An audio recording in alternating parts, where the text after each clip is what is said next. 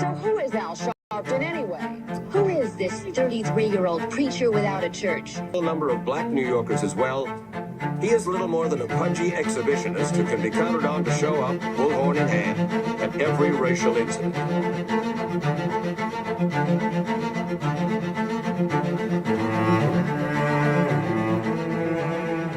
I often quote Mark Twain saying, "The two most important moments in life is the moment you are born and the moment you find out why you are born." I had a very troubling conversation the other day that prompted me to do this little video. Young man that I've known a while came to me and he was crushed. I mean, really crushed, because people were criticizing his work. He's in the ministry, but he's also an actor. And he said he couldn't understand why people were jumping all over, criticizing him, trying to find scandalous and derogatory things about him.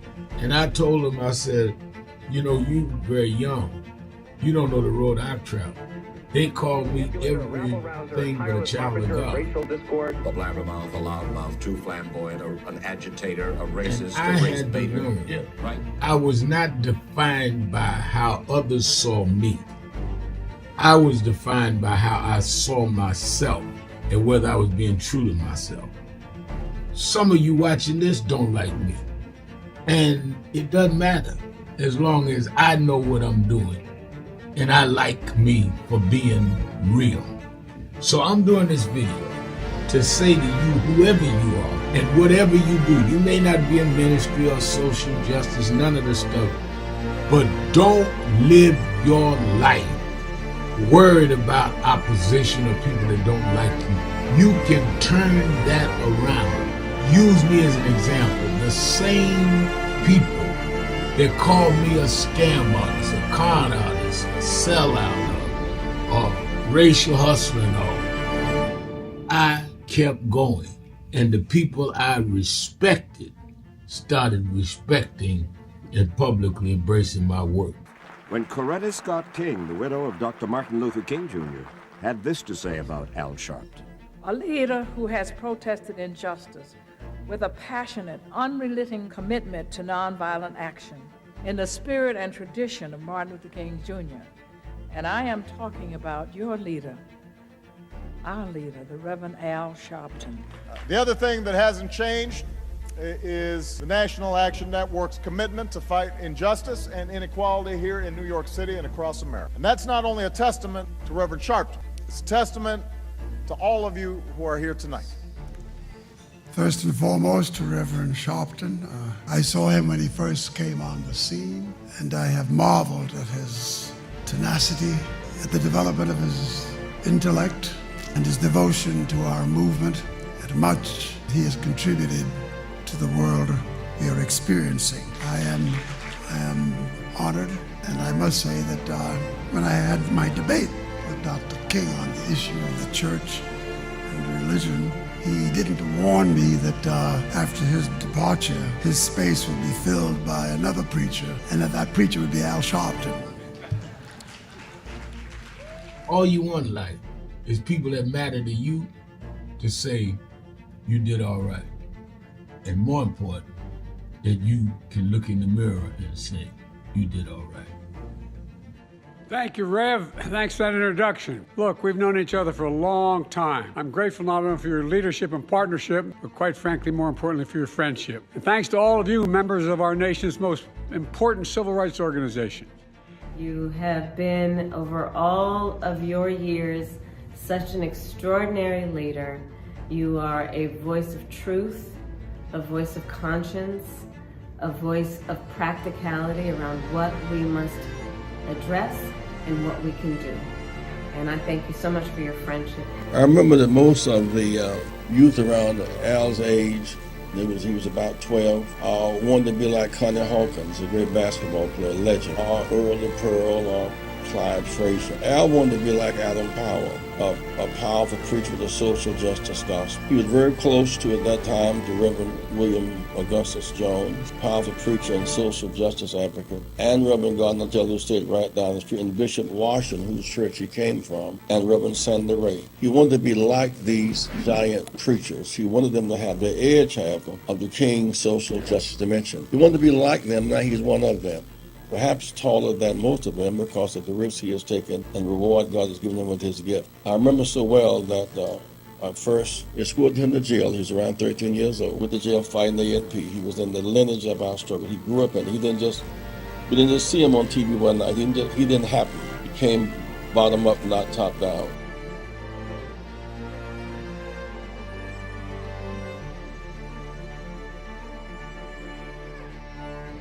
Hello, New Orleans. Let me tell you straight.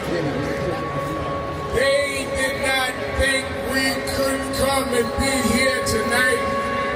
They cut budgets and advertising, but one black man, Rich New Dennis, said, I don't care.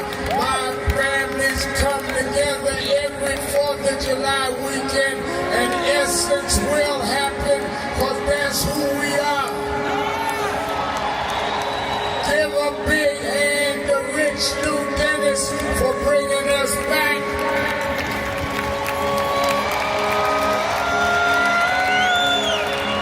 Why do we come?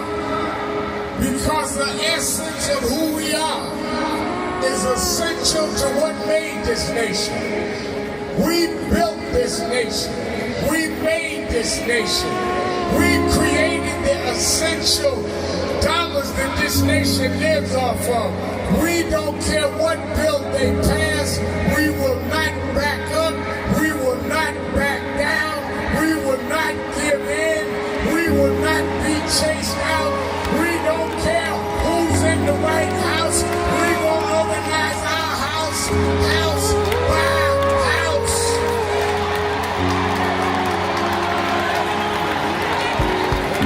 We came over the Middle Passage. We survived slavery. We survived Jim. Sharpton for sitting in the first hour for me. It's Hot Button Monday. Whatever's on your mind, whatever is in your heart, all you have to do is call us at 1-877-532-5797. And let me repeat by way of announcements, Politics Nation with Al Sharpton live at 5 p.m. every Saturday, every Sunday. We had two good shows this weekend, starting with the congressman right there in Texas, where the absolute horrendous weather, I won't even say weather, the absolute drowning of a whole part of a county, killing 160 people. We had him on, and he was also talking about FEMA, the fact that this president has said he was going to end FEMA, and then has to go down there and deal with FEMA when he and the First Lady went and toured. We had Congressman Esbiat on, head of the Hispanic caucus, talking about how they are criminalizing people and trying to divide people based on the immigration in terms of vice squads, just picking people up based on race and racial profiling. One thing that Congressman Esbiat said that was very profound, he said that, you know, if you and I took off a suit and tie, we look Haitian or Mexican. I look Mexican, you look Haitian, and it's true. And I think that it was very effective what he said, and I think the fact that he wanted to deal with it, wanted to come on the show and deal with the race aspect of this migrant situation as chair of the caucus. And we also had on Sherlyn Eiffel, former executive director of the Legal Defense Fund, talking about these laws and what it means in terms of birthright citizenship. So don't ever miss Politics Nation with Al Sharpton, both Saturday and Sunday. You never know who I'm going to have on. you can guarantee yourself, though, that I'm not going to waste your time.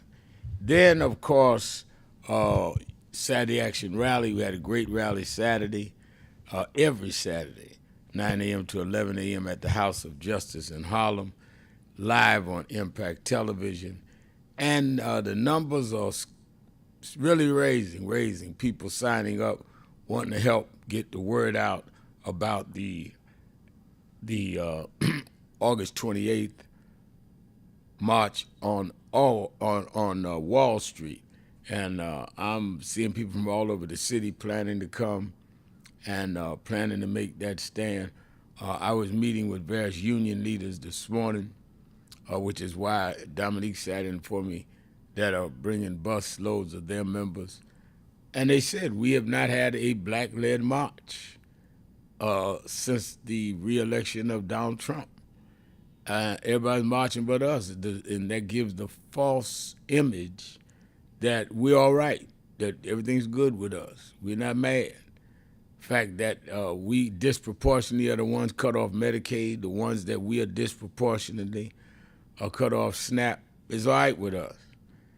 And that's why we're going to Wall Street, because it was cut off to give the people that do the trading and make the billions on Wall Street their tax cut. So we need to send the message right from there. So if you've not signed up, go to www.nationalactionnetwork.net. All right, I'm going to the phones, Hot Button Monday, but let me bring in our co-host that kicks off the week with us every week, keeps us informed and inspired, and that is, of course, Democratic strategist and founder and CEO of Blueprint Strategy, LLC, Antoine Seawright. How you doing, Antoine?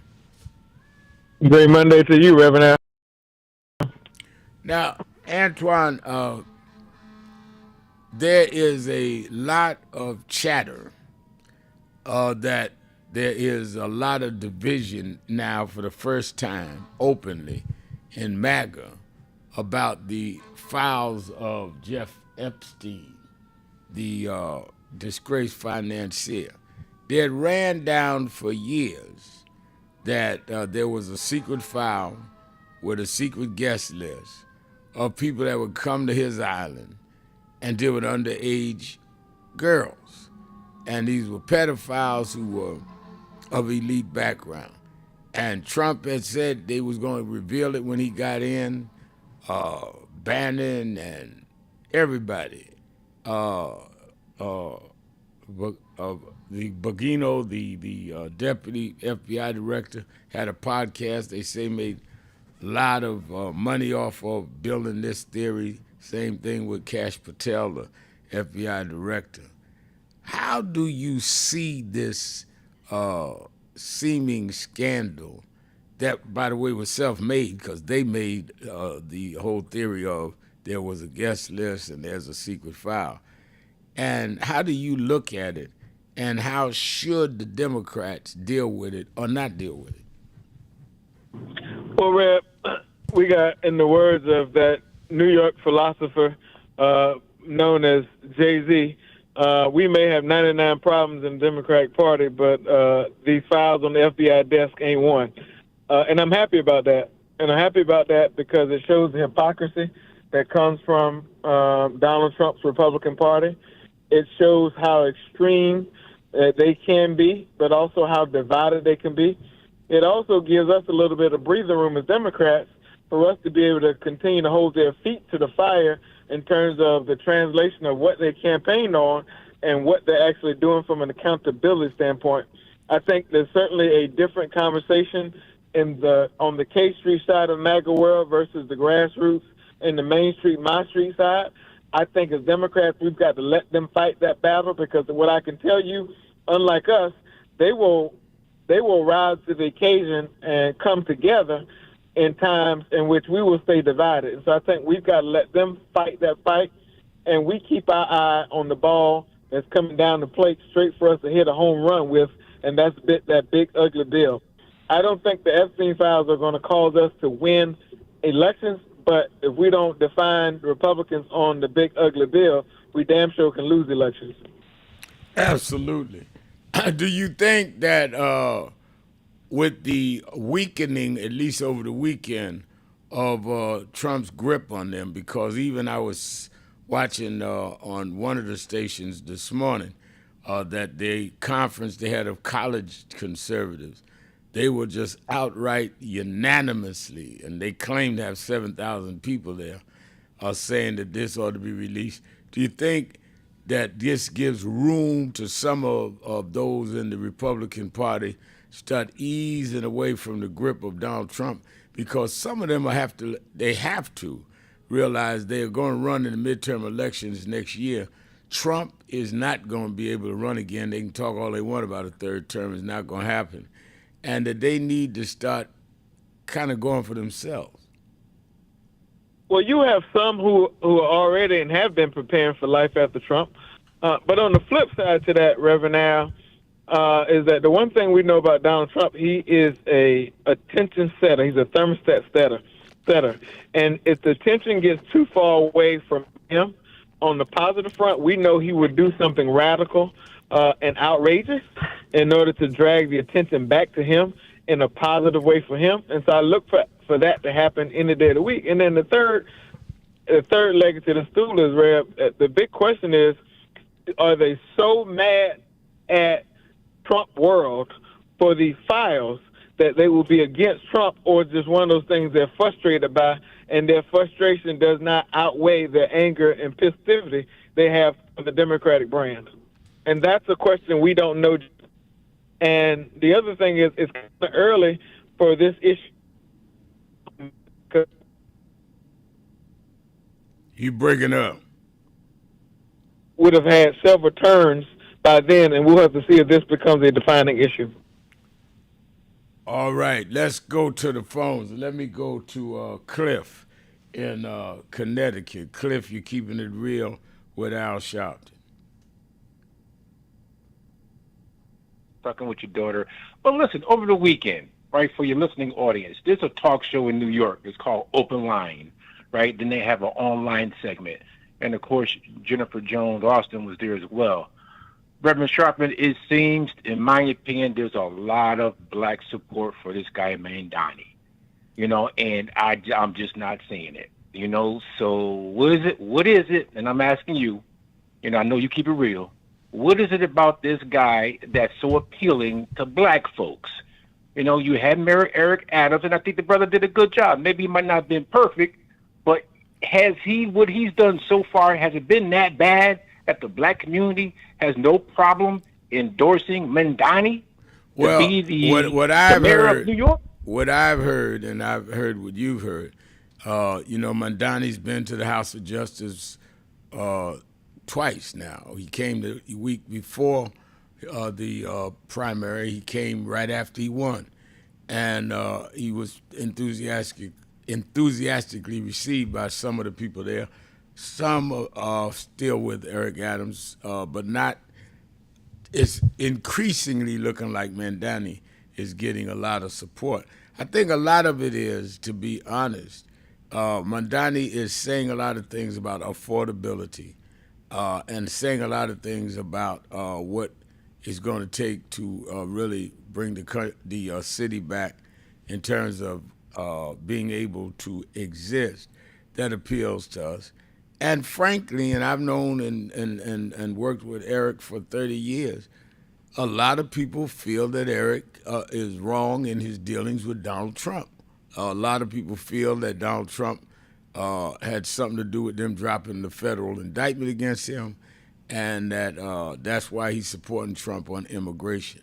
So what I'm hearing more than anywhere is people saying, I love Eric, but he's compromised with Donald Trump, and I think that's more than anything what is. Can I make this last point? Mm-hmm. Listen, we got Trump. This dude is so ridiculous, and he got back in because of his base. Regardless of what he did, they supported him and voted for him, even some Negroes.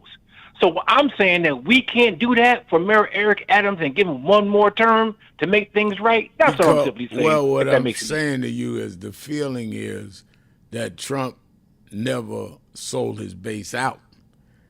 He did crazy stuff, but he stood up for them from birtherism all the way to immigration, all the way to Black Lives Matter. He was against, and they feel that Eric sold his base out, whether you and I agree with it or not. There's a difference. Trump, no matter what, stays with that crowd that brought him to the party. All right, let's take a break. I'm coming right back. Antoine Seawright, Al Sharpton, and I'm reading you off the off of our message page. Joseph DeHonest, Free Harvard College, Yale, MIT. Their freedom, they do need to be free. They've been impounded and in many ways absolutely treated unfairly. Let's take a break. I'll be right back reading more of your messages and you on the phones. 1-877-532-5797. Sharpton Seawright. Be right back.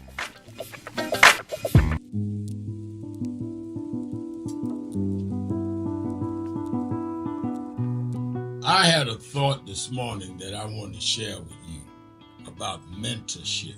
I am able to do a lot of what I do because I had great mentors, but there are correct ways and incorrect ways to mentor people, in my opinion. I was mentored as a boy preacher by Bishop F.D. Washington, one of the great Pentecostal preachers of his time.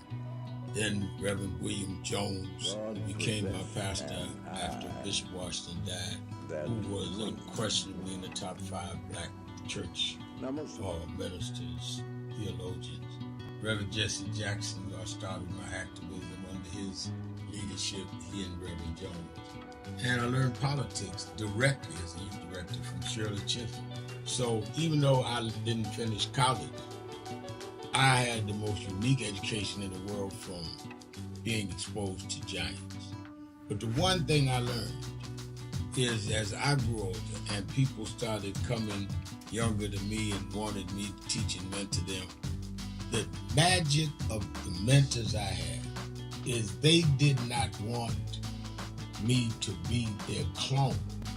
They wanted me to learn things from them and use my own gifts and talents in my own unique way and let me do things on my own, because they knew that if I flopped in some things, it would teach me for the other things. They'll come and help me once I was down, but they were not going to have me avoid being down. And they were not going to impose themselves on me.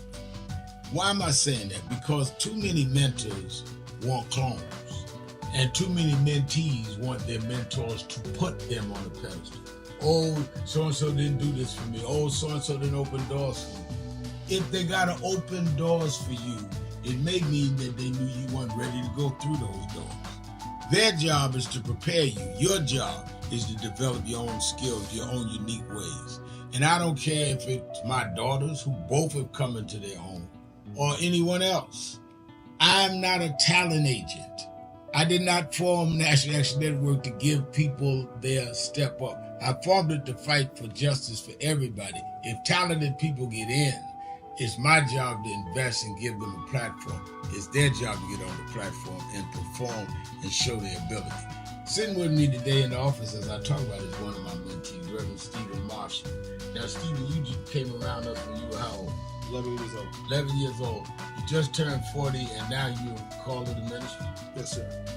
And what do you do in National Action Network? I formulate policies, lead in various regions, but most importantly, I senior advisor to you on all things from social justice strategies, politics, intergovernmental affairs, you name it, community organizing, all of that stuff. And I could go through scores of others. My daughter started Huddle. They got Huddles now, which is for young people to meet once a week all over the country. I just saw the video from the Las Vegas National Action Network chapter. Now, when you decided to preach, did I ever tell you to become a preacher? Not one time. Who called you to preach? The Lord. All right. And did I say go to this school or that school? No, sir. Did I open this door, that door? Did I tell you be ready when the doors open? Always be ready and prepared. And that's what I'm saying. Get you some young people than you that you can help along the way. But don't be their talent agent. Their talent must speak for themselves. And anybody that grumbles with you about so-and-so didn't do something for them, maybe it's because they didn't feel you were ready, or that they felt if they did it, you wouldn't do it on your own. But we all don't live forever. I want the next generation to speak of me, of National Action Network, and others, the way I speak of Reverend Jones and Bishop Washington and Shirley Chisholm and Reverend Jackson. But I just don't want young people to feel that somebody ought to give them the reins of leadership or give them the reins of business or whatever it is you're in. You need to learn from their journey, get the pearls of wisdom from them, but don't have them do for you, because then it means you can't do it for yourself.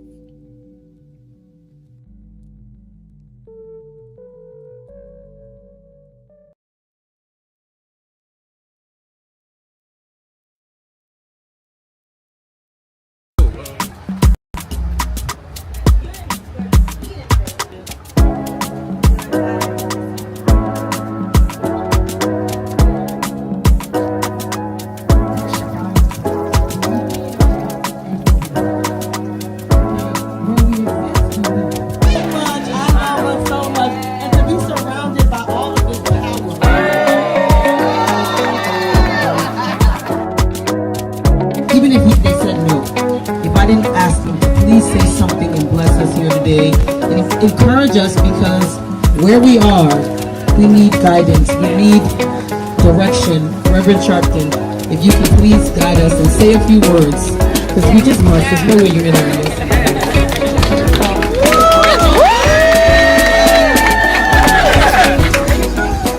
Baku is so special to all of us, and what has happened this week, let me tell you, Baku and Rich Dennis and the rest will not tell you, against all obstacles, they said we're going to make this happen. I was here 31 years ago when Essence Music Festival started. I've spoken at every one for 31 years. They wanted to stop this. They ended DEI. But just because they ended DEI, we will not DIE. We are indebted to these sisters because they reconnect us. You are strong not by your branches, you are strong by your roots. And the reason that this will survive is the roots that they have brought us from the motherland. Tell us that we're stronger than the waters that we had to pass over. And if we go back to the roots, we can take the waves and the storms of the ocean, because God brought us here to save the human race. And that's why we're here. God bless Baku, bless you, sister. Bless Reverend Jasmine Crockett and all of you that are here tonight.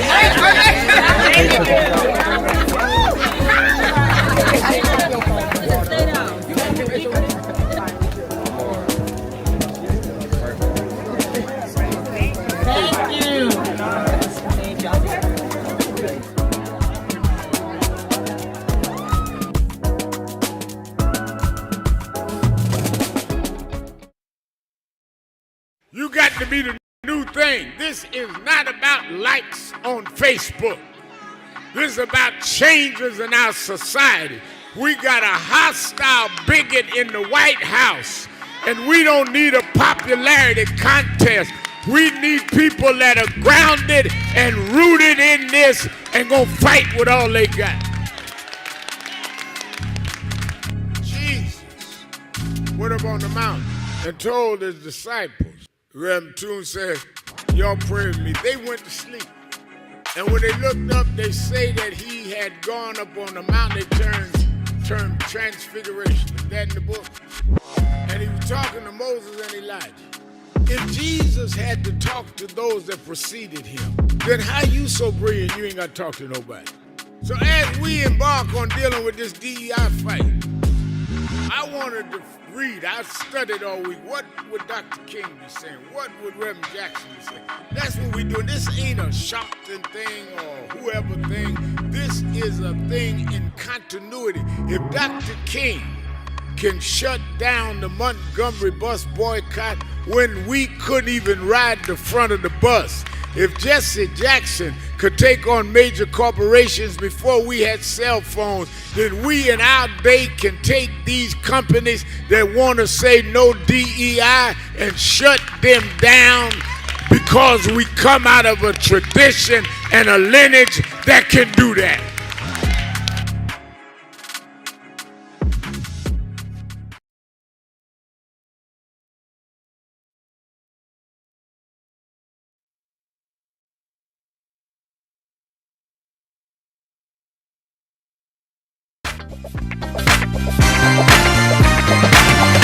You're live, sir. You're live. Keeping it real. Keeping it real. Keeping it real. Keeping it real. I'm your host, Reverend Al Sharpton. Antoine Seawright is our co-host. A lot of messages. I got to get to them all. Tanya Stovall says, good afternoon, Reverend Al, and chat group had a hard time signing on today. Sometimes it's easy. Other times it's a problem. Don't know if the switch is turned on fast enough, but we glad to be here. Thank you, and I'm glad y'all are here with me. Let me go to Rick in Germany. Rick been holding on a long time. Let me go to Rick. Good day, Reverend Sharpton. Good day. Good day, Brother Seawright. Sir, is he still there? Yes. Okay, this is for Brother Seawright. You know, the Constitution has been suspended. In 1979, women leaving the Nation of Islam and a few Seventh-day Adventist nurses sat me down when I was angry about my mother being used by the intelligence community of women. And they said, son, in your lifetime, the Constitution will be suspended. I didn't believe them at that time. I was just a young whippersnapper, and I was much more concerned with girls and clothing. But by 1994, my world had changed. Joe Biden, Bill Clinton, Hillary Clinton, on black crime families, Mexican crime families, looking at Caucasian domestic militia groups, and after the war of the first George Bush in Iraq in 1991, they were looking at terrorism from overseas. All of that was swirling around them, and they thought it best to suspend the Constitution. I tell you, it's not very far from civil war. I'm done, fellas. All right, thank you for your call. Let me go to Brian in Philadelphia, Pennsylvania, WURD, the word. Brian? Yes, Reverend Al and Eugene Seawright, thank you so much for taking my call today. Rev, I have just a really quick comment. I've made a few comments via my YouTube account as Democracy Fund Defense Force, and I was incredibly honored that you quoted a couple of the comments I made there. But for some reason, my comments in that have not, I've been muted or something by, I don't know, maybe trolls trying to silence me, since I have a lot of, I've had years of experience with people on the internet that really don't like my good faith attempts to look into the problems with some of the white leftists. And they, when you say you were muted, what do you mean? How could they, if you posted it, how did they mute you?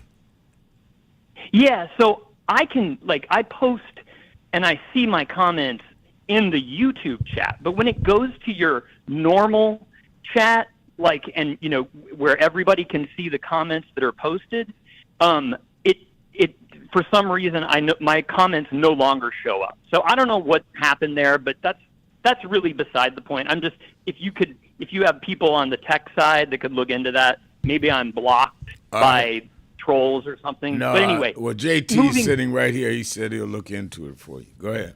Thank you, sir.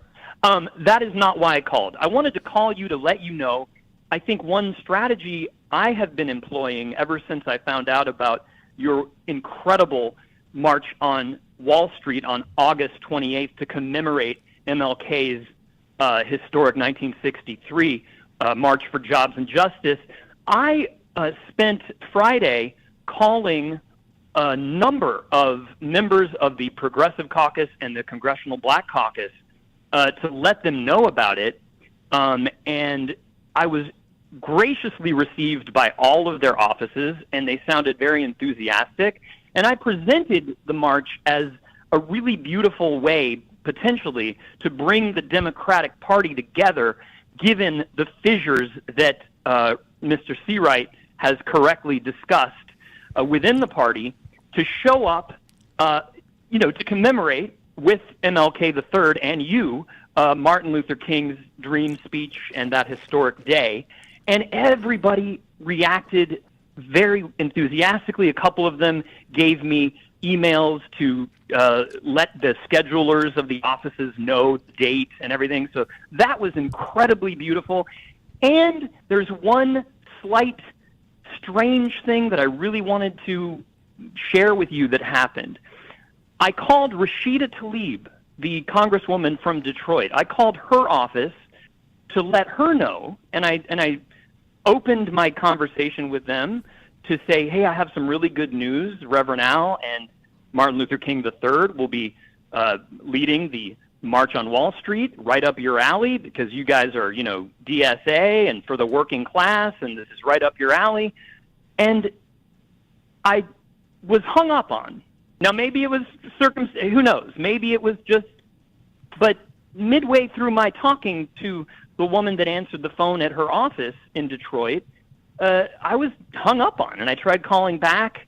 They didn't answer, and Reverend Al, there's been a problem with Sister Tlaib going all the way back to the uncommitted movement and to her warning Joe Biden that he would pay, and posting that video on Twitter about it, and that they wouldn't forget. And look at where we are now with Israel Palestine and how Trump is his agenda is just to eliminate the thought of Palestine as a state altogether. So anyway, just wanted to pass those things along to you and maybe encourage. I'm going to follow up with that. I'm going to see what that's about. Thank you for thank you for your call, and keep your work up. We're going to look into your site. That does not sound fair to me. Antoine, we're going to take a break. We'll be right back. I have a question for you. Thank you for your call, Brian. We'll be right back. Keeping it real. Sharpton. Seawright. Be right back.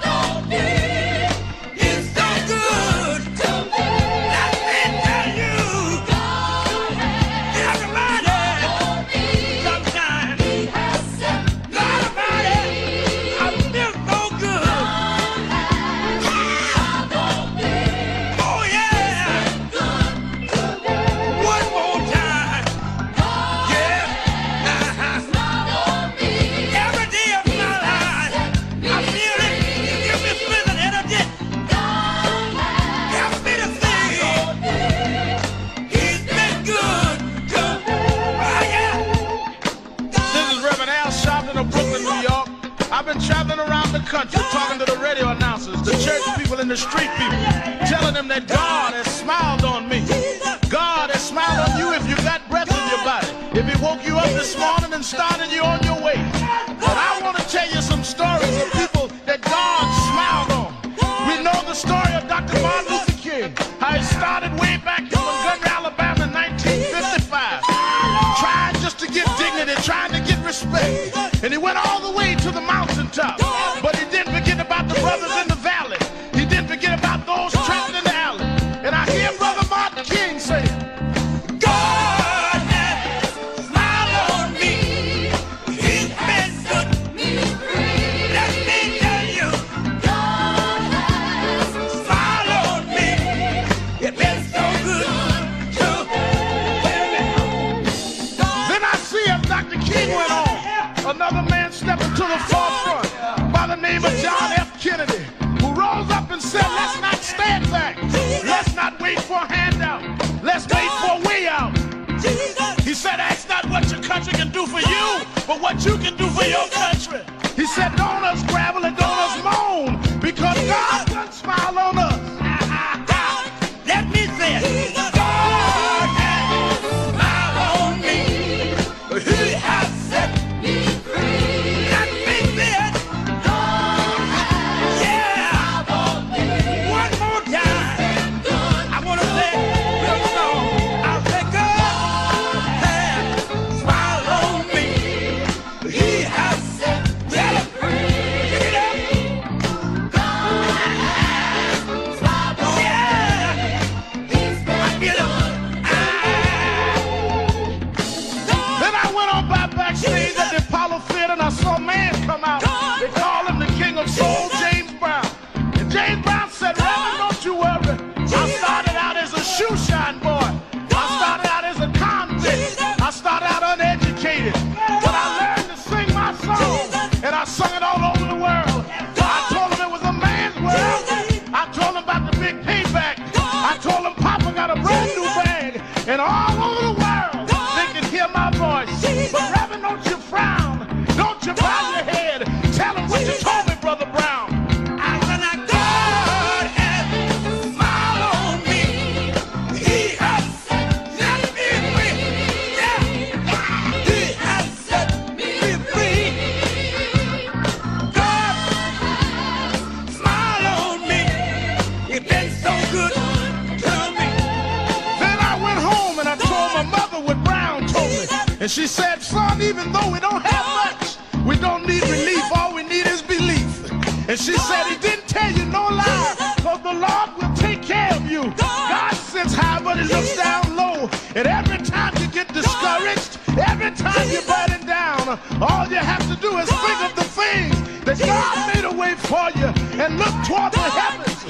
Lift your eyes to the hills and say, God, God, God, don't smile on me. Now then, the God has smiled on me. He has set me free. God has smiled on me.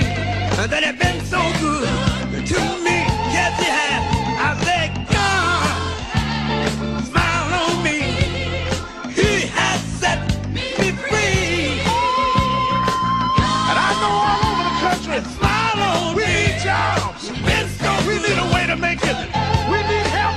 We need jobs. We need a way to make some money to feed our families and raise our bread. We need a way to survive, so we don't need crime as a survival kit. We just need a little bit. But don't give the hope up. Don't lose the faith, because God will smile on you. God will give you the strength.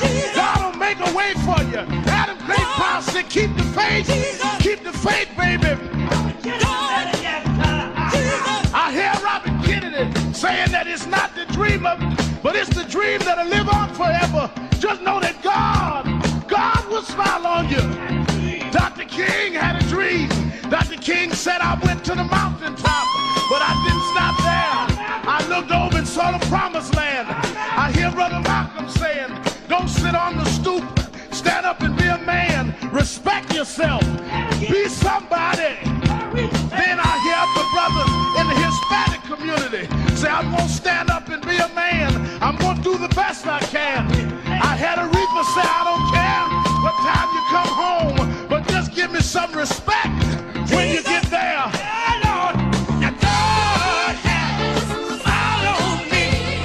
He has set me free. God smiled on me. You've been so good to me. Sit down. And as we move on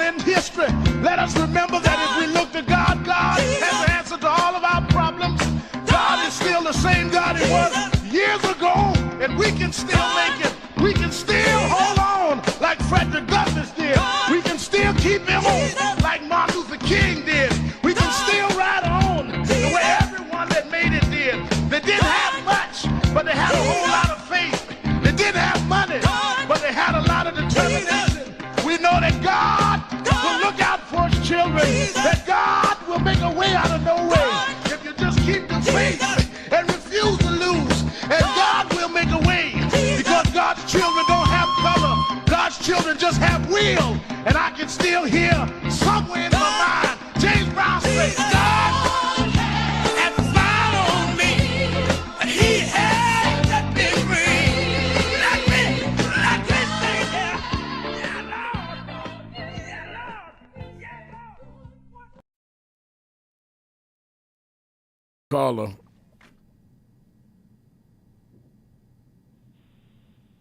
Is that good? Well, Rev, I'm here. I think the caller makes an interesting perspective, but I think the general take on that from on all of this, Rev, because I think we're going through some growing pains as a party, and I think the general take is that I want a Democratic Party that has room for Alexandria Ocasio-Cortez, but also has room for Joe Manchin. I want a Democratic Party that has room for Jim Clyburn and Antoine Seawright. I want a Democratic Party that's got room for Al Sharpton, as well as the invisible crowd, which is predominantly an all-white crowd. And I think that's the place we've got to get to and understand that politics, much like life, as my grandparents used to say, is a game of addition and multiplication, not subtraction and division. And as a party, we've got to figure out how to fine-tune that and everybody dance, for the most part, to the same song. And that requires, Reverend Al, us yelling in the places we agree and whispering in the places we disagree.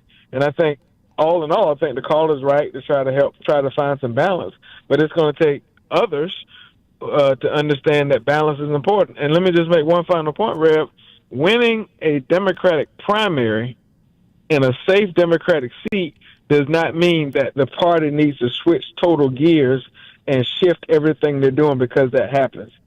At the end of the day, in order for us to get to 218, in order for us to win the battleground map in the Senate and win back consequential governors next year and even win back New Jersey and Virginia, it's going to require us to have to bring along and expand our tent to independent thinkers and, in some cases, Republican voters. And so that means we can't just shift ourselves all the way to the left because we think some policy ideas may be more popular on paper, because that doesn't bode well for us long term. No, I agree. I think I've always had a problem with these dogmatic political people or activists, that you have to go all the way with what I want, 1 to 10, or I'm not with you. Well, I don't think I need to deal with that. I think it's not something that is healthy.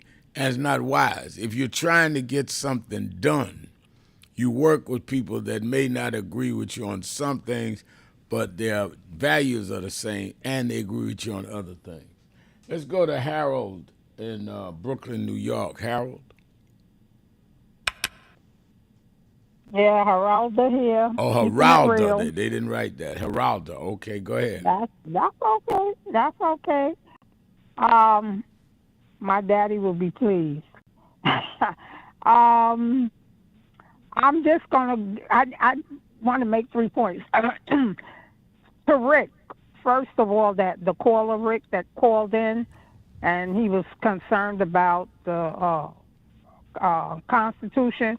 The problem is that we need to all understand the Constitution, the laws that are here, and the government that's here don't belong here, period. The Constitution contradicts itself.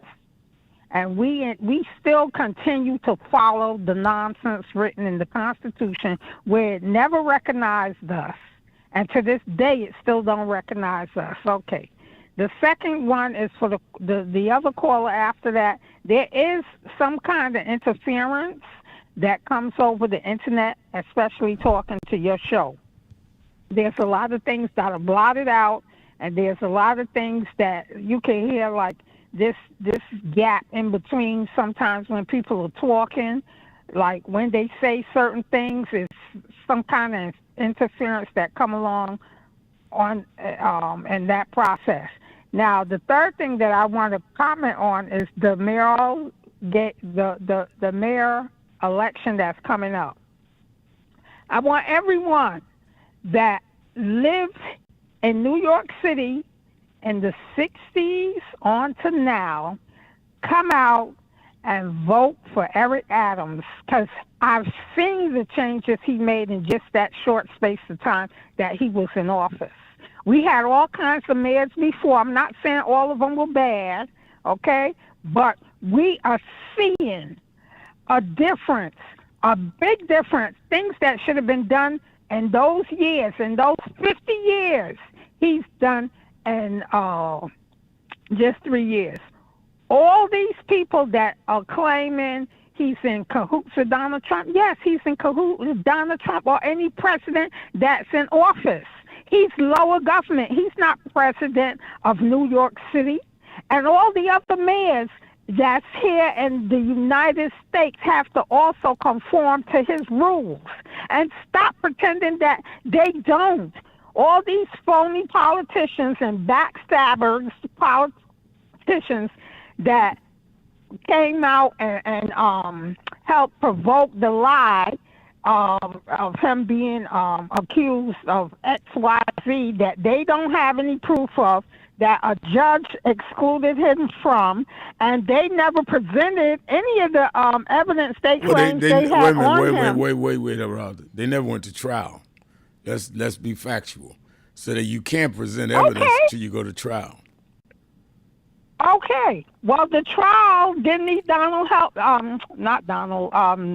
Trump's help in the first place, because it was something that took place before he came in office. Not true. That's not true. Donald Trump came to office. He was under indictment. That's not true. He was under indictment when Donald Trump took office? Yeah. That's what you just said? Okay. Well, if he wasn't indicted then, he was not guilty of anything because the judge proved that. The judge didn't prove anything. The prosecutors that Donald Trump brought in canceled the trial. Now, I can wait a minute.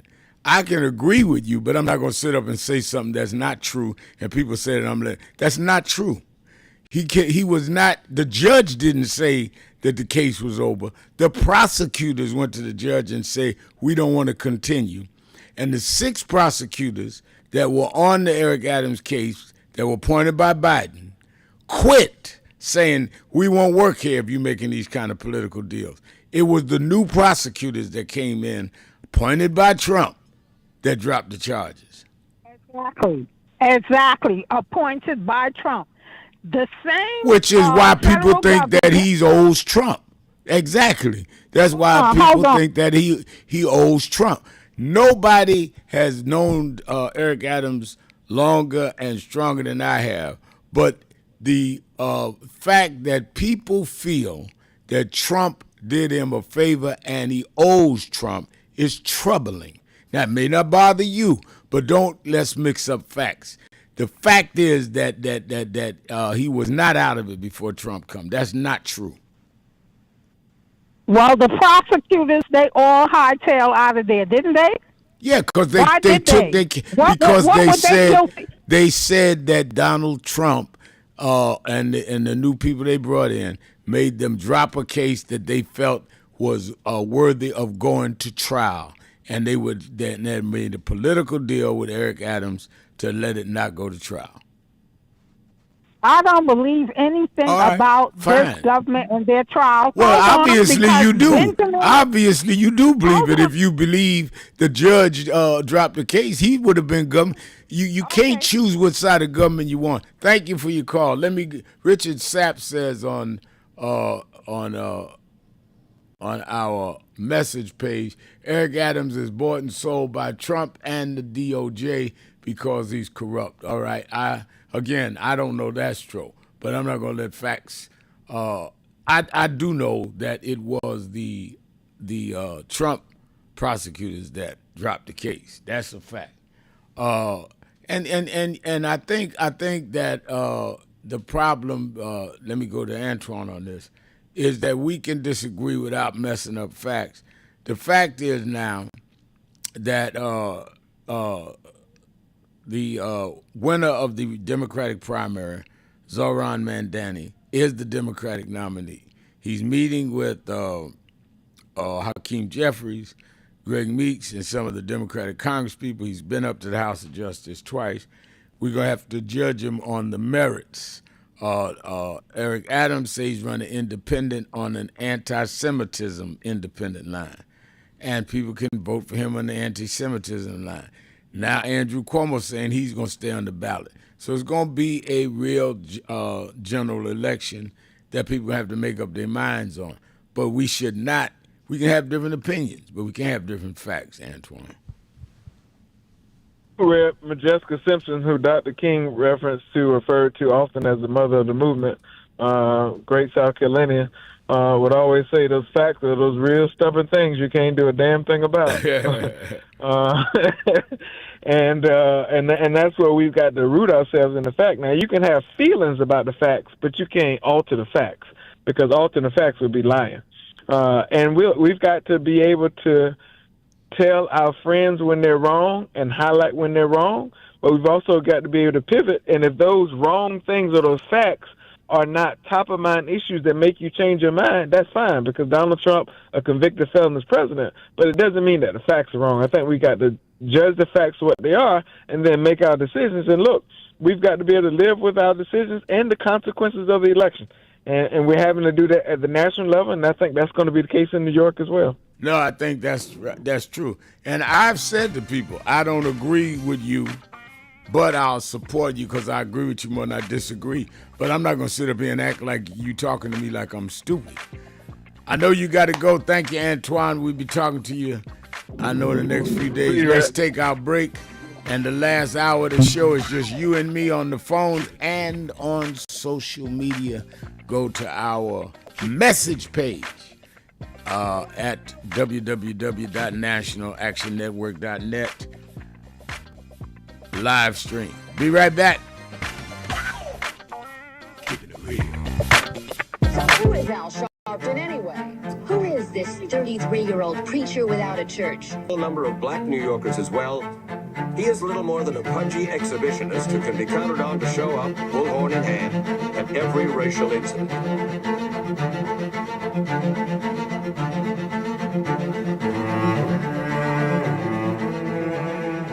I often quote Mark Twain saying, the two most important moments in life is the moment you are born and the moment you find out why you were born. I had a very troubling conversation the other day that prompted me to do this little video. Young man that I've known a while came to me and he was crushed. I mean, really crushed, because people were criticizing his work. He's in the ministry, but he's also an actor. And he said he couldn't understand why people were jumping all over, criticizing him, trying to find scandalous and derogatory things about him. And I told him, I said, you know, you're very young. You don't know the road I've traveled. They called me everything but a child of God. A blabbermouth, a loudmouth, too flamboyant, an agitator, a racist, I had to learn. Yeah, right. I was not defined by how others saw me. I was defined by how I saw myself and whether I was being true to myself. Some of you watching this don't like me. And it doesn't matter as long as I know what I'm doing and I like me for being real. So I'm doing this video to say to you, whoever you are and whatever you do, you may not be in ministry or social justice, none of this stuff, but don't live your life worried about opposition or people that don't like you. You can turn that around. Use me as an example. The same people that call me a scam artist, a con artist, a sellout, or racial hustler and all, I kept going. And the people I respected started respecting and publicly embracing my work. when Coretta Scott King, the widow of Dr. Martin Luther King Jr., had this to say about Al Sharpton. A leader who has protested injustice with a passionate, unrelenting commitment to nonviolent action in the spirit and tradition of Martin Luther King Jr. And I am talking about your leader, our leader, the Reverend Al Sharpton. The other thing that hasn't changed is the National Action Network's commitment to fight injustice and inequality here in New York City and across America. And that's not only a testament to Reverend Sharpton, it's a testament to all of you who are here tonight. First and foremost, to Reverend Sharpton. I saw him when he first came on the scene, and I have marveled at his tenacity, at the development of his intellect, and his devotion to our movement, and much he has contributed to the world we are experiencing. I am honored, and I must say that when I had my debate with Dr. King on the issue of the church and religion, he didn't warn me that after his departure, his space would be filled by another preacher, and that preacher would be Al Sharpton. All you want in life is people that matter to you to say you did all right. And more important, that you can look in the mirror and say you did all right. Thank you, Rev. Thanks for that introduction. Look, we've known each other for a long time. I'm grateful not only for your leadership and partnership, but quite frankly, more importantly, for your friendship. And thanks to all of you, members of our nation's most important civil rights organization. You have been, over all of your years, such an extraordinary leader. You are a voice of truth, a voice of conscience, a voice of practicality around what we must address and what we can do.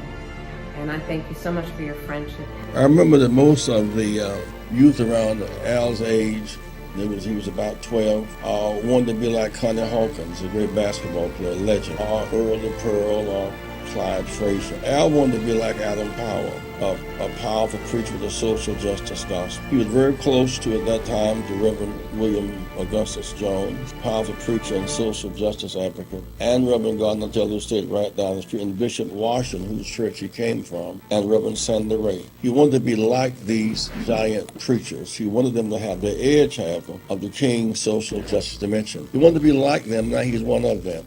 Perhaps taller than most of them because of the risks he has taken and the reward God has given him with his gift. I remember so well that I first escorted him to jail. He was around 13 years old with the jail fighting the ANP. He was in the lineage of our struggle. He grew up in it. We didn't just see him on TV one night. He didn't happen. He came bottom up, not top down.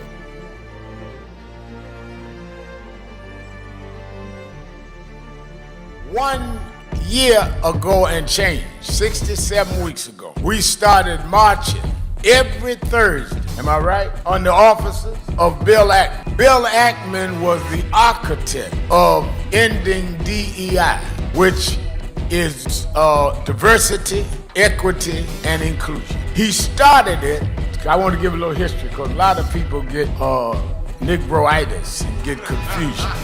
I don't even mind your ego. Everybody need one, but you don't have to become contrary and duplicitous. We got to have integrity even among those with ego. So we started when they first came out against DEI. Now Ackman and them started it going to Harvard University, forcing out the first black woman and first black president of Harvard. We went to his office and been going 67 weeks. I went first 10, 12 weeks. And this brother, stand up, Reverend Ron McHenry, coordinator House of Justice. This brother has been there every week. Many of you here in the audience have marched every week. So we didn't just get in this. We were in it the day they came at Claudine got. Last year's convention, we dealt with DEI. This year we said that we're going at these corporations that had come out against DEI. Many of you, most of y'all I'm looking at was at the convention. And we hit Pepsi. Pepsi called and said, all right, we 8-9 days in, we agree to meet. And we went, purchased New York, chairman of our board, Reverend Dr. W. Franklin Richardson, and Carol Wallace, who's a special advisor to us on finance, and laid out to them that one, we don't care what you call it, DEI, IED. y'all are going to keep your commitments in terms of the black community. And that means we don't want special privilege, but we do not want to be specially excluded. This is not about we don't want merit. We feel if our people are at the table, we can beat anybody on merit in many cases. So we want from employment to your board, to how you deal with marketing, to who does your financial investment. We want to go across the board with that. Otherwise, if you don't want to deal with the question of diversity in how you do your business, then don't deal with diversity in your consumer base, because you don't believe in diversity. So we just will try to remove all the dollars we can from buying your stuff. In fact, I told the chairman, met with the chairman of the board, met with the CEO. I said, in fact, I learned that not from growing up civil rights, I learned that from Donald Trump. I said, what do you mean? I said, Donald Trump said he's going to redo tariffs, that if he doesn't get what he wants for the country, they were going to raise the tariffs. I'm doing the black tariff reverse. If we don't get what we want, I mean, y'all can't be for Trump and tariff and not be for us in the African American community with a tariff.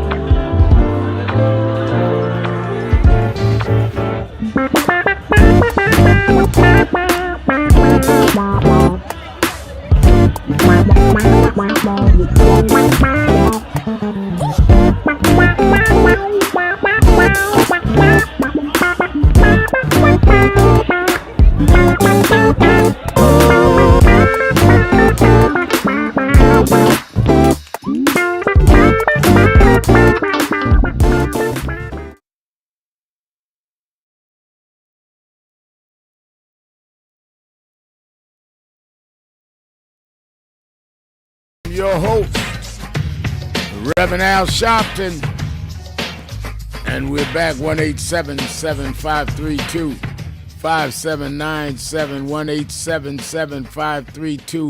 1-877-532-5797, or you can go on our message board at live stream at nationalactionnetwork.net. And Savannah is on our message board saying, "Hi, Reverend Sharpton, great day to you, sir."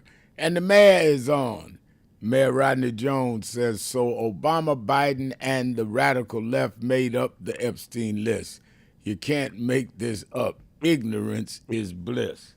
I agree with you, Mr. Mayor. I think that they got caught in their own trap this time. Let's go to my activist extraordinaire, the one and only Sister Pam in Chicago. Pam, you're keeping it real with Al Sharpton.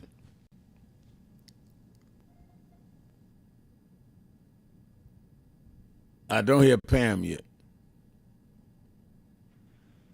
Hi, Reverend Sharpton. How are you? I'm doing well. How are you? I am well overall. And is Antoine Seawright still there? No, Antoine had to leave early today. Okay, not a problem. A lot of topics on the table, but Reverend Sharpton, I just made the assumption that the CBC and their staffers were all aware of the March protest on August 28th. So Yeah, I would. As far as I know, they were aware. Again, when someone says they called the officers and they all were nice and happy about it, that because we inform members of Congress, that does not mean their receptionists know. I don't know who he talked to. I mean, okay. Yeah, so he didn't say he talked to anybody that's a member of the Congress. He said he talked to their office. That could be a government worker answering the phone. Okay, got it. Okay, I just wanted to be sure because I know you communicate and you often have many of them on your show.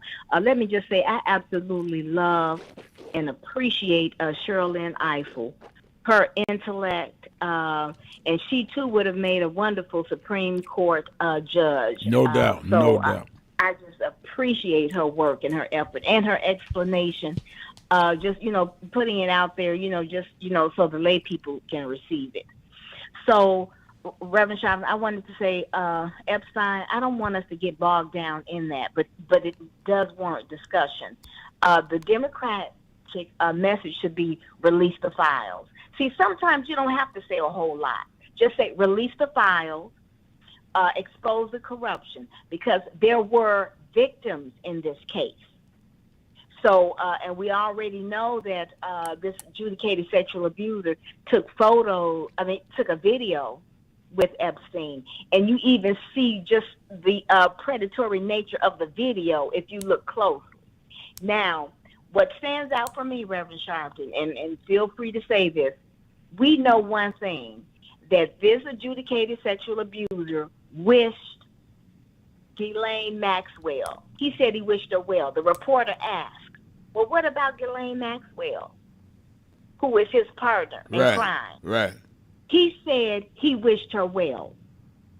What kind of individual does that? Wish a sex trafficker well? And I don't hear any of the media putting that out there. So that does it for me. And of course, I believe there's a client list because, Epstein probably wanted to have the ability to contact the same predators and pedophiles over and over again to his different events. So, yes, I believe there's a client list. Pam Bundy said it. So, yes, MAGA should hold her accountable for it. So I'm just saying the most important piece of this is that he wished the sex trafficker well. And that makes him unqualified and to be president, but then also that he probably should be in jail. And then not only that, he said he dated his daughter. I mean, that's creepy. You're a father. Have you ever looked at your daughter, Reverend Sharpton, and said, No, I date my daughter. I don't know what kind of man does that. No, I don't either. That's way beyond the pale. Way beyond the pale. Next, yes. And so that's my next message for the Democratic Party. I'm saying we need to continue to talk about this nasty bill. And I'm calling it a nasty bill because the person in the White House, he always does that, calling things nasty. So this is a very nasty bill, and we need to stick on that and talk about the people it's going to hurt. Because some of the healthcare hospitals and companies are already making adjustments for what's going to come in 2027. And we're going to see a decline in services, and it may be gradual, but it will occur. So I'm hoping that the medical profession is going to step up, but we as patients, we also must be aware of what's going on. And then lastly, Reverend Sharpton, I'm going to say voter suppression. I'm asking Antoine to at least look at Greg Pallas's information or even meet with him to have that discussion. Because on election eve, he had that right. He had a grave concern about the outcome of the election. So I think that warrants some kind of meeting with the Democratic strategists, the Democratic leadership, so you can look at the numbers that Greg Pallas is putting forth, because they're real. And according to him, but for that, then we would have a Harris and Walz. And I understand Antoine C. Wright when he said, well, you got to look at the voting pattern, and you also have to look at the early voting. But he says all of that was affected by voter suppression. So I just wish those two parties could really get together, sit down and look at the numbers, because the Republican Party, they haven't stopped the voter suppression, Reverend Sharpton. So I think that's important, as well as trying to register and get people to turn out. But we've got to look at the voter suppression. No, I think you're right. Well. You got to look at the voter suppression, and part of it also, last night on Politics Nation, I covered how Governor Abbott in Texas is trying to do redistricting to knock out some of the Democratic congressional districts, at least the majority black and brown districts that have voted Democrat, gerrymander them so they cut up so that Republicans can get those seats because they decentralize the solid black vote or solid brown vote in certain congressional districts. That's also a form of a voter suppression. Thank you, Reverend Sharpton. All inclusive. So I don't want people need to understand this and really act upon it. And this is not to discourage people. This is to have this honest conversation so we'll know how to push back and fight back. But we got to know the numbers and how things occurred. And Harris had it right. Everything she said about this adjudicated sexual abuser has come to fruition. Everything. Absolutely. And I want to see her run Harris 2028. That's what I want to see. I don't know if she wants to, but, I would love that because she had it right. All right. Always good to hear your you. voice. Always glad to hear from Sister Pam. Let me go to my friend in Detroit, the labor organizer, Brother Percy Johnson. Brother Percy Johnson, you're keeping it real with Al Sharpton. Hey, Brother Al. Hey. Can you hear me? I do hear you. Good. Man, as I've been able to come in because I'm on a little light vacation down in Atlanta. In fact, I'm going to see Beyonce tonight. Oh, great. All right. Yeah. And I'm able to be down here with my grandkids and my daughter, man. But look, I definitely want to get out about the bus that we got in Michigan, especially for our UAW workers, especially our retirees.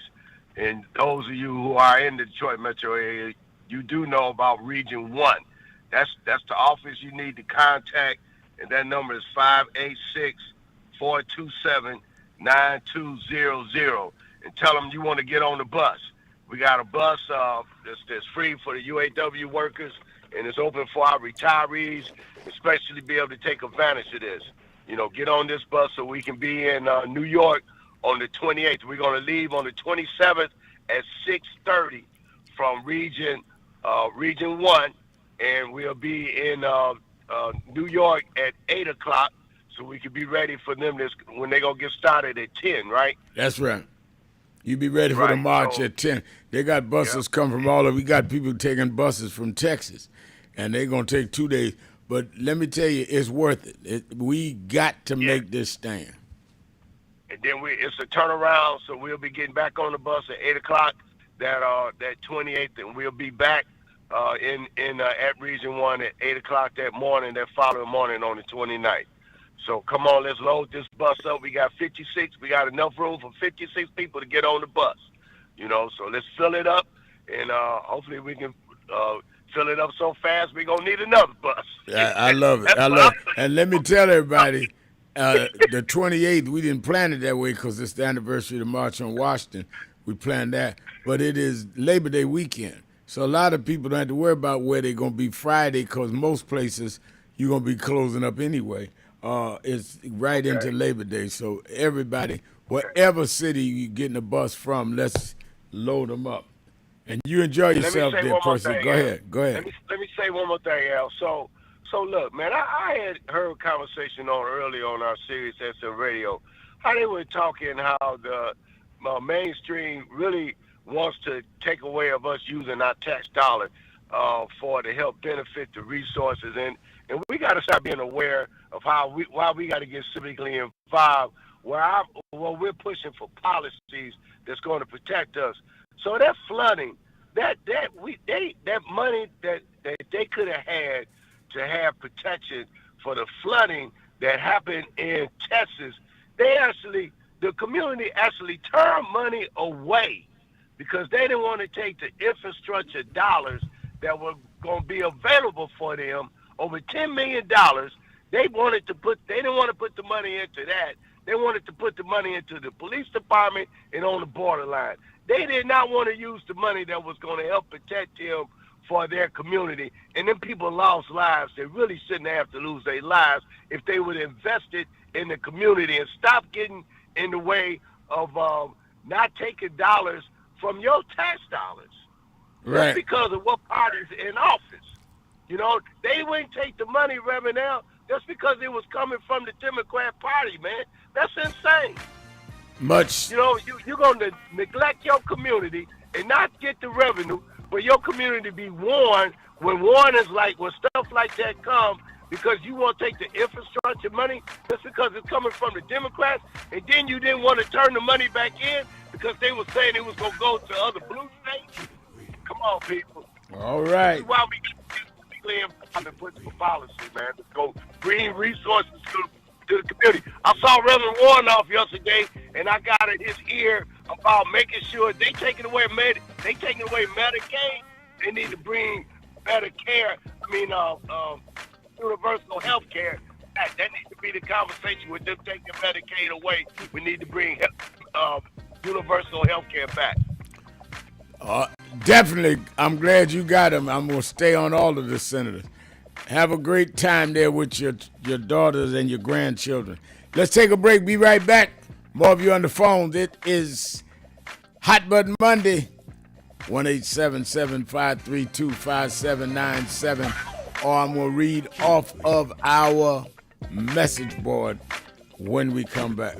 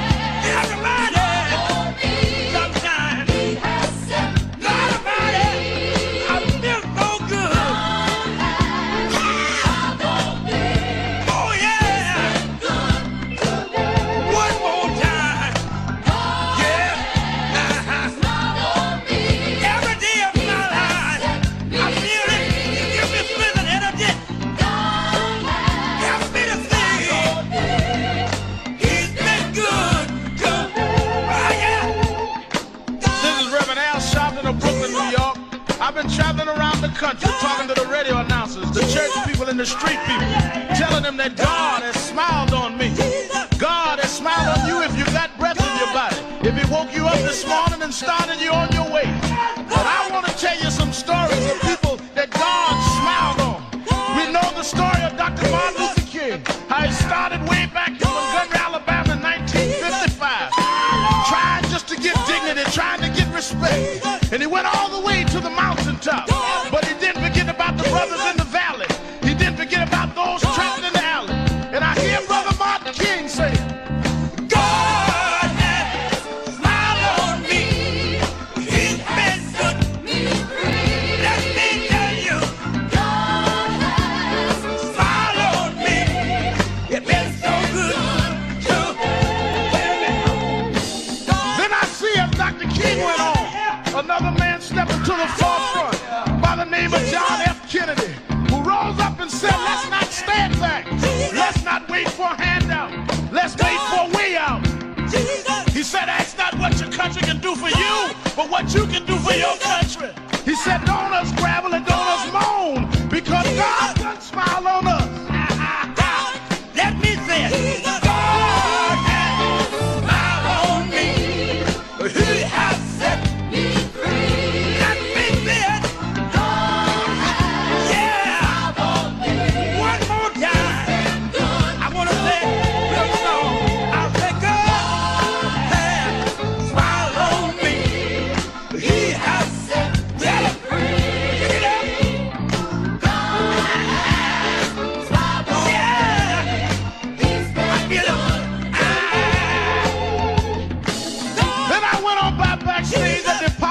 sudden I saw a man come out. They call him the King of Soul, James Brown. And James Brown said, Reverend, don't you worry. I started out as a shoe shine boy. I started out as a convict. I started out uneducated. But I learned to sing my song. And I sung it all over the world. I told him it was a man's world. I told him about the big payback. I told him Papa got a brand new bag. And all over the world, they can hear my voice. But Reverend, don't you frown. Don't you bow your head. Tell them what you told me, Brother Brown.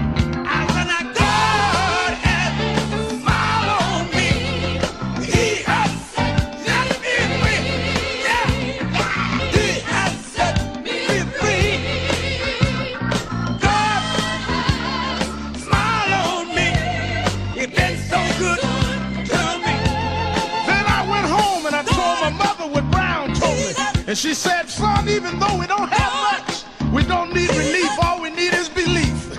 And she said, he didn't tell you no lie, because the Lord will take care of you. God sits high, but he looks down low. And every time you get discouraged, every time you're burning down, all you have to do is think of the things that God made a way for you and look toward the heavens. Lift your eyes to the hills and say, God, God, God, come smile on me. Now then the God has smiled on me. He has set me free. God has smiled on me. And that has been so good to me. Yes, he has. I said, God smiled on me. He has set me free. And I know all over the country, smile on me. We need jobs. We need a way to make it. We need help. We need jobs. We need a way to make some money to feed our families and raise our bread. We need a way to survive, so we don't need crime as a survival kit. We just need a little bit. But don't give the hope up. Don't lose the faith, because God will smile on you. God will give you the strength. God will make a way for you. Adam Great Power said, keep the faith. Keep the faith, baby. I hear Robert Kennedy saying that it's not the dream of, but it's the dream that'll live on forever. Just know that God will smile on you. Dr. King had a dream. Dr. King said, I went to the mountaintop, but I didn't stop there. I looked over and saw the promised land. I hear Brother Malcolm saying, don't sit on the stoop. Stand up and be a man. Respect yourself. Be somebody. Then I hear the brothers in the Hispanic community say, I'm going to stand up and be a man. I'm going to do the best I can. I had a reaper say, I don't care what time you come home, but just give me some respect when you get there. Lord, now God has smiled on me. He has set me free. God smiled on me. You've been so good to me. Sit down. And as we move on in history, let us remember that if we look to God, God has the answer to all of our problems. God is still the same God he was years ago, and we can still make it. We can still hold on like Frederick Douglass did. We can still keep him on like Martin Luther King did. We can still ride on the way everyone that made it did. They didn't have much, but they had a whole lot of faith. They didn't have money, but they had a lot of determination. We know that God will look out for his children, that God will make a way out of no way if you just keep the faith and refuse to lose. And God will make a way, because God's children don't have color. God's children just have will. And I can still hear somewhere in my mind James Brown say, God has smiled on me. He has set me free. Let me say that.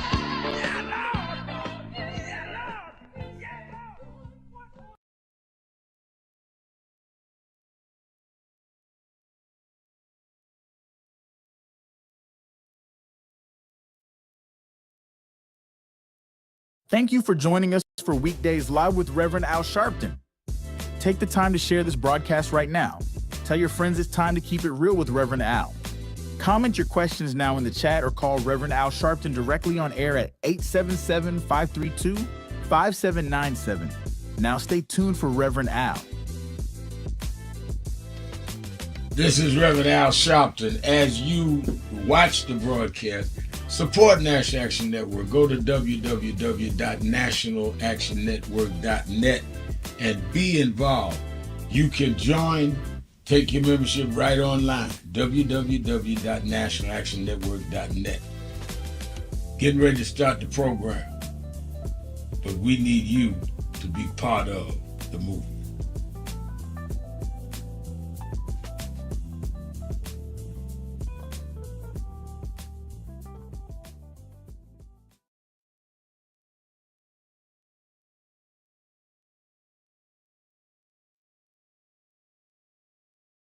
The transition to coaching and running the basketball, president of operations of a major university like the University of New Orleans. So this is a blessing, and I'm thankful and I'm grateful, and I'm gonna lead our people and our culture to something that they've never seen, because this is about education. So education changed my life and saved my life, and to be able to be here with you guys, just let me know I'm just keep growing, and I'm on that process. I'm on that journey. Well, we're proud of you. You've always been one that was more entrepreneur than entertainer, and now you have the official title. So we in the Civil Rights Leadership are proud of you. You always been a master to us. Reverend Al Sharpton, 1-877-532-5797, and on our message board, nationalactionnetwork.net live stream. And I see Paul Harvey writes, Reverend Al Sharpton, Ohio has a similar situation for voter suppression. Stephen Humphrey Channel says, Sister Kennedy, I agree Republicans are good at sleight of hand, distractions. We definitely need to stay focused. And I definitely agree with that. One of the things that I think you can bet on is that Donald Trump announced these tariffs today, came back and said that they're going to be sending these missiles through NATO to Ukraine. And he attacked Putin, who he's been cup buddies with Putin all this time. Part of that is to change the story. He wants all of the talk shows to be talking about that rather than continue this internal fight that is really rocking all of the MAGA world. So you got to really know he's going to come up with something. And if that don't work, he'll come up with something else. Let's go to Ray in Cincinnati, Ohio. The Buzz. Ray? Is Ray there? Yes, sir. My man Rev. Can you hear me okay? I do hear you, yes. Okay, Rev, for the life of me, people are going to support who they're going to support, and no rhyme or reason. Now, that lady you talked to that said she would vote for Eric Adams, that lady would vote for Donald Trump if Eric Adams endorsed Trump. That's just how gullible some people are. And you had a conversation with someone a little earlier about Trump's base. The one thing about Trump's base is that they stayed loyal to him because he stayed loyal to them. Right. We all know that Trump is a racist. He was convicted on 34 counts. He was convicted of sexual assault, and he had to pay money. And I don't know what makes people think that even if Donald Trump is in the Epstein files, me personally, I don't even think they would care. They just want to know who else is in those files. Even if they found out Trump was in it, that wouldn't matter to Trump's base one iota. And so I say that, like I said, people are going to support who they're going to support. I know she's a good call. I love hearing Sam, but I think it was her a couple of weeks ago that supported P. Diddy, and then she called back a week later and tried to explain herself. And I don't understand why. I'm saying this to say this. People are going to support who they're going to support, and that's on them. But if that lady thinks that Eric Adams is the best, and I don't even live in New York, if Eric Adams is the best person, to run New York after all the corruption, and he wasn't found guilty, he didn't go to trial, I just don't understand, Rev. And so a lot of people out there are gullible when it comes to Trump, when it comes to Eric Adams, when it comes to P. Diddy, but as far as Trump is concerned, he stayed loyal to the base. He talked racist talk. He talked their language. That's why they stood by him, and he didn't waver, but they still voted for him anyway. Yeah. All right, Rev. All right, thank you. What's this? Ayatundi Garrett says, Rev, I think we are, as a people, should keep our eyes focused on what is really going on. This Epstein is something they created trying to blame Democrats. That is not our business. Stay focused, people. I agree with that. I think that, first of all, I think Trump's going to say whatever he's got to say to get the Epstein story away, not because of us, because their people is fighting. MAGA people is fighting about that. And the MAGA people is fighting because they created the Epstein story, trying to act like some elitist Democrats was down there doing pedophilia. And they're now being caught by their own words, the Republicans. But we should not major in minors and minor in majors. I mean, think about it now. We're going to get caught up on proving whether a guy that has been convicted of 32 felonies and whether he's been and has been convicted of sexual harassment, whether he was on the island or not. He's already been convicted in New York for sexual harassment. So we don't need to argue about that. Let's talk about the cutting off a SNAP. Let's talk about the taking the money from Medicaid. Let's keep our eye on the prize.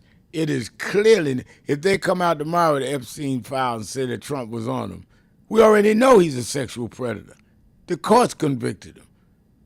So what about that did you miss?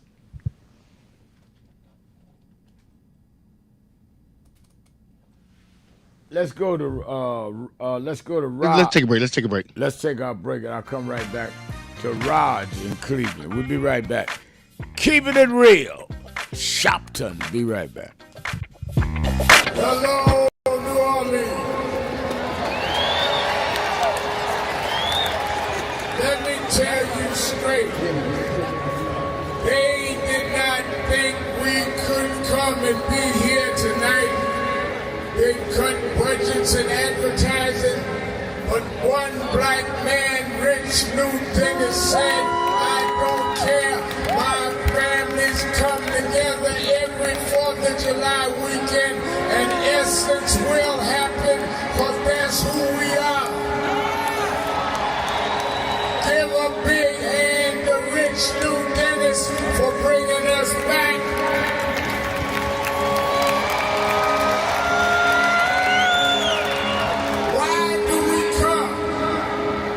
The essence of who we are is essential to what made this nation. We built this nation. We made this nation. We created the essential dollars that this nation lives off of. We don't care what bill they pass. We will not back up. We will not back down. We will not give in. We will not be chased out. We don't care who's in the White House. We will organize our house by house.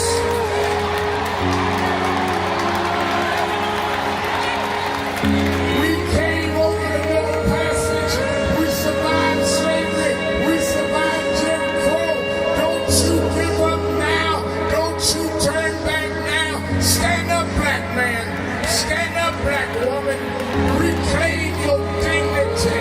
Reclaim your place. So we stand with the Global Black Economic Forum. We stand with Essence Magazine because that's who we are. So don't give in now. Yes, there's some rough days, but we've been through rougher days than this. Yes, Trump is a bad dude, but we beat badder dudes than Trump. So let's party with a purpose, because our rhythm and our music reminds us who we are. Because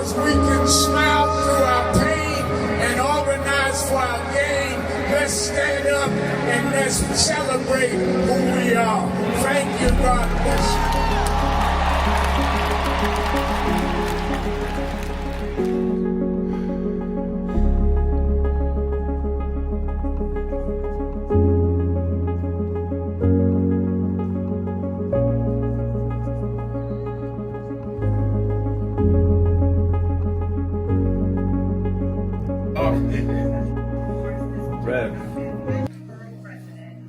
you know, you were right there From the beginning. with the stuff that Yep. was going on in Brooklyn at Yep. that time, at Yep. Howard Beach. You Yep. were right there. He had in one of the early movies, he had my name. Then he put me in Malcolm, and I wasn't even old enough to know Malcolm. So we've been through it all. For those who see Malcolm X, it's 3 hours. But fast forward to the scene with yourself, Yep. Bobby Seale. Right. Bobby Seale, Denzel, and me. Yeah. Denzel was on the set. Now, let me ask a question. Yep. What was your weight on that scene? I probably about 270. I was bigger then. Yeah. Still had the hair, man. Yeah, you had the head on. Yeah, it was Denzel, yourself, and Bobby Seale. Yeah, all in one scene. And also, there was no cut, so we went like this. That's right. That's right. That's right. Yeah. Only Spike could have done that. It's my brother right here. My baby. Brooklyn's in the house. Yes, sir. Brooklyn's in the house. BK.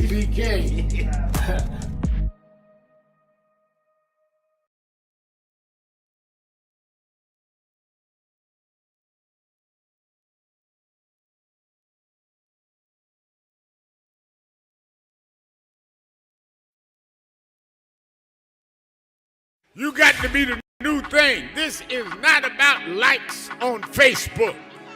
This is about changes in our society. We got a hostile bigot in the White House, and we don't need a popularity contest. We need people that are grounded and rooted in this and gonna fight with all they got. Jesus went up on the mountain and told his disciples. Reverend Toon said, y'all pray with me. They went to sleep. And when they looked up, they say that he had gone up on the mountain they termed transfiguration. Is that in the book? And he was talking to Moses and Elijah. If Jesus had to talk to those that preceded him, then how you so brilliant you ain't got to talk to nobody? So as we embark on dealing with this DEI fight, I wanted to read, I studied all week, what would Dr. King be saying? What would Reverend Jackson be saying? That's what we do. This ain't a Sharpton thing or whoever thing. This is a thing in continuity. If Dr. King can shut down the Montgomery bus boycott when we couldn't even ride the front of the bus, if Jesse Jackson could take on major corporations before we had cell phones, then we in our day can take these companies that want to say no DEI and shut them down because we come out of a tradition and a lineage that can do that.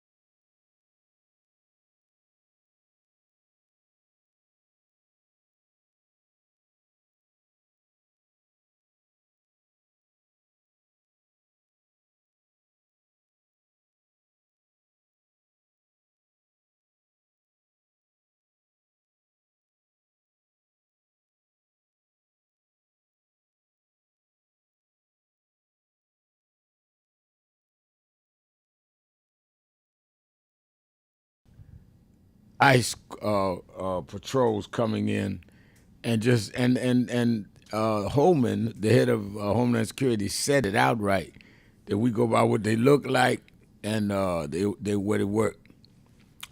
We had him on. We had Sherilyn Eiffel on, who's an excellent, eloquent lawyer extraordinaire, talking about how this birthright citizenship issue started with black folks, and we should not sleep on it. If they get away with it with Latinos, they're going to come back and get Caribbeans, Africans, and try to get some of us. We had Reverend Dr. W. Franklin Richardson on, talking about we've got to deal with the IRS ruling that now churches can endorse candidates.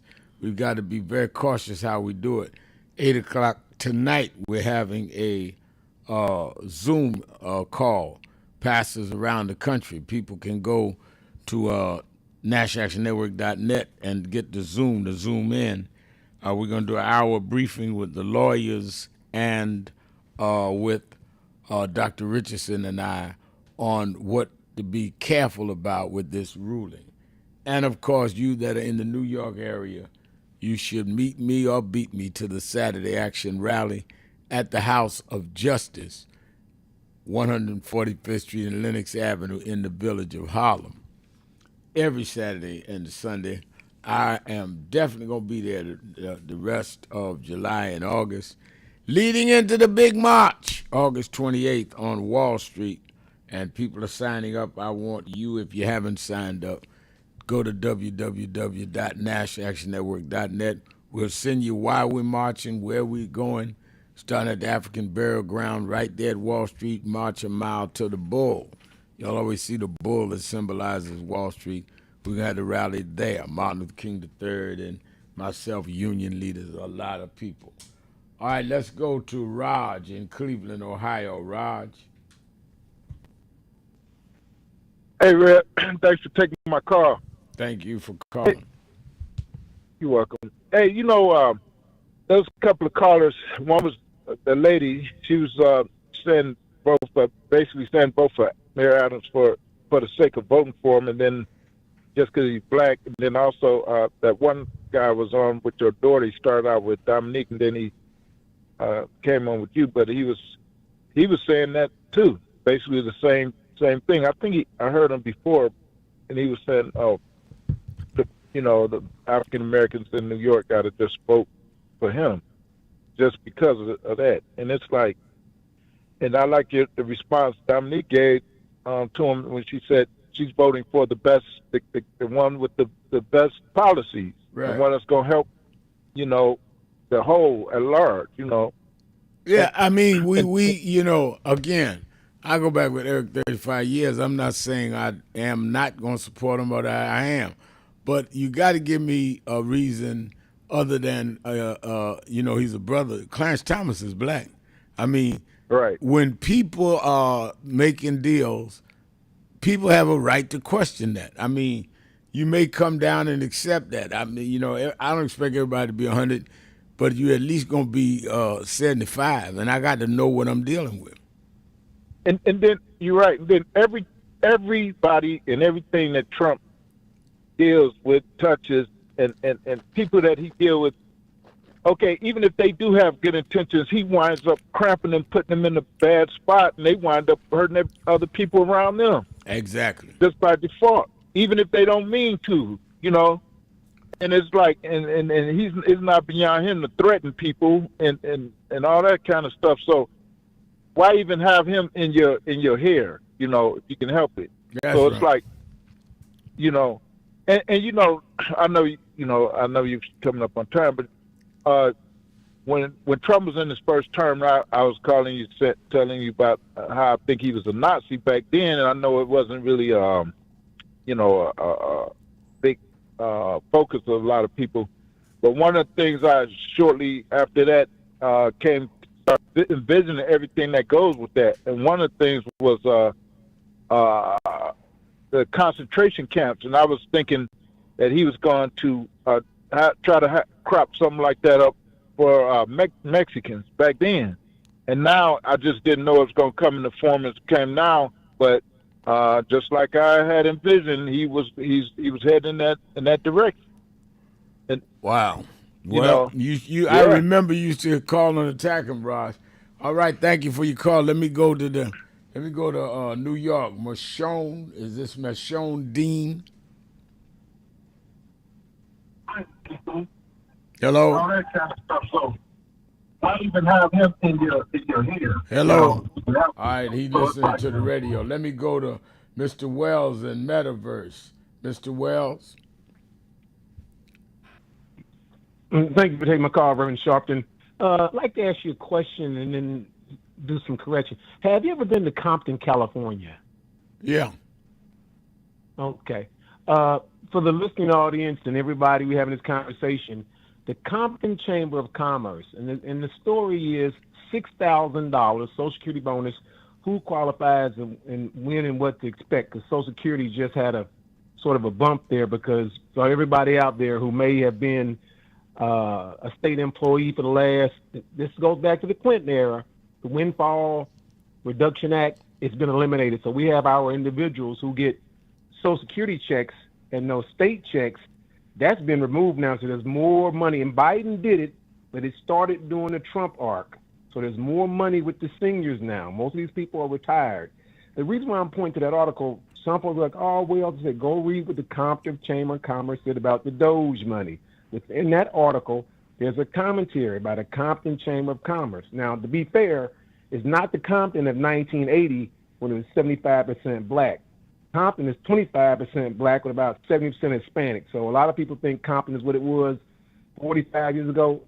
Percentages have changed, but nonetheless, the Compton Chamber of Commerce makes a real good description about the Social Security money and the Doge money. And I've asked people to read that document. What are they saying? What about the Social Security money? I just think people should read it before I comment on it. Well, then why did you comment on it? Because there's something about what I've been communicating in Cincinnati about Social Security money and about the Doge money means for abuse, waste, and fraud. For abuse, waste, and fraud, you talking about the money in those programs are abuse, waste, and fraud, or people are using it, committing abuse, waste, and fraud? Abuse, waste, and fraud. The same reason why Trump is being very measured about FEMA money now. People know that every part of the government was doing a waste, abuse, and fraud. They looked at every department. The military got 8%. Who looked at every department? Look, this the Doge group that was assigned to do. Yeah, but the Doge group looked at departments, made accusations, and then cut out. And if they want to look at abuse and fraud, why don't they look at the departments that they're running now? Let me tell you one of the biggest scams I've ever heard. Do you realize that Donald Trump goes to one of his resorts, hotels, every weekend, whether it's New Jersey or Mar-a-Lago, and the taxpayers have to pay for his whole entourage, the Secret Service, and everyone, and reporters staying in his hotels that he personally benefits from. If another government employee was self-dealing like that, they'd be fired. He does it every. Disagree. Well, it's nothing to agree to, brother. That's the law. I disagree, but I'd say to you, there's nothing. No. We're not talking opinion. Slow down, bro. We're not talking opinion. This is a fact. You cannot make self-dealing. And the hotels he owns, he's making the money off of the people staying in the hotels. So for anybody self-dealing like that, telling me about some waste and fraud, I think is absurd. Now go ahead. You can. No, I disagree. Okay, let me go to the next caller. You can't disagree that it's the law. Now you may say you don't agree that you ought to apply the law. That's the law, man. That's the law. Is that not the law? Is self-dealing not the law? Is self-dealing the law? Cite the law. Huh? Cite the law. I just said the law is self-dealing. When you're using, cite the exact law. Okay, let's go to the next one. You're avoiding the issue. Is self-dealing the law? you to cite the law. I just cited it. It's self-dealing. It's a law against self-dealing where a government. You are not that silly. You just can't answer the question. Self-dealing is the law. Self-dealing is when you cannot, as a government official, do things that where the government will benefit you. That is self-dealing. That's the law. Reverend, may I respond? He is not the first person. And look, now you're going to say he ain't the first person. Before you disagree, let me go to somebody who want to talk about something. Come on. Let's go to Mr. Wealth. Try again. Oh, yeah, out of time. Come on. There you go. When I nail the thing down, you're going to talk about he ain't the first person. The guy that robbed the bank ain't the first person to rob the bank, but he should go to jail. Try again another day, Mr. Dean. I get up too early in the morning for them slides. All right, let me thank Antoine Seawright. Let me thank all of you that called in, listened in. You that called in, they couldn't get through, but hung in there anyhow. Remember, whatever you do, wherever you go, however you feel, tell somebody, tell anybody, tell everybody. Reverend Al told you personally, keep it real. Keep it real. Keep it real. I'll talk to you tomorrow. No, that's one of the things they talk about. How this man